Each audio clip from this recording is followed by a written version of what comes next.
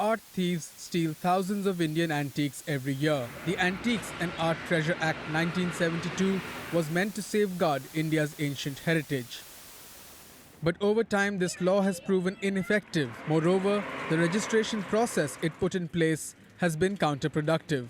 Registration was a very complicated process, and after the period of grace that was given was over, many people were not registered.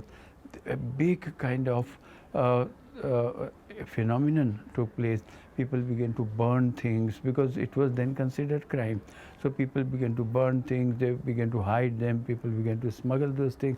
Under the Act, only about 500,000 antiques are registered, while millions of others remain unnoticed. This has meant an industrial-scale loot of India's ancient heritage.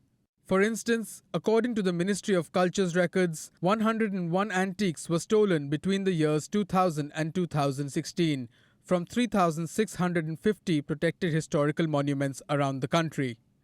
Data from the National Crime Records, however, is far more alarming. It records over 4,000 cases of cultural property stolen between 2010 and 2014. An overwhelming number of these are yet to be resolved. Since 1985, the Archaeological Survey of India has sought to make numerous amendments to the Antiques and Art Treasure Act to make it more effective. This is a process that is still ongoing. We are making that registration process very simple. Once your database is there in the uniform template, then it will be very easy to trace the lost antiquities.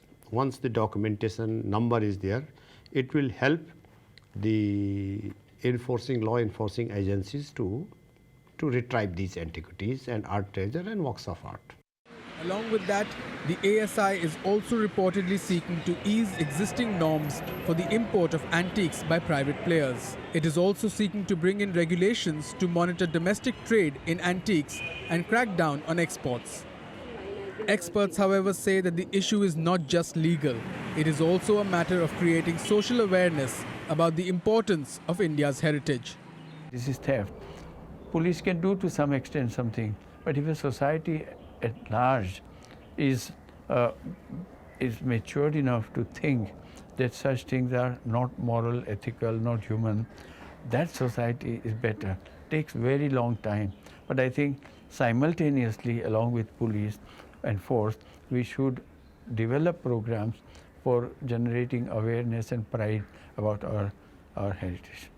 From legal changes to working with international partners, there is much that the authorities can do to preserve India's ancient heritage. The key, however, is to view this as a priority concern. Perhaps that can happen if this issue is viewed from beyond the cultural prism and in the context of economic losses to the nation. In New Delhi, with Umayma Rashid, this is Manoj Kevalramani, WION.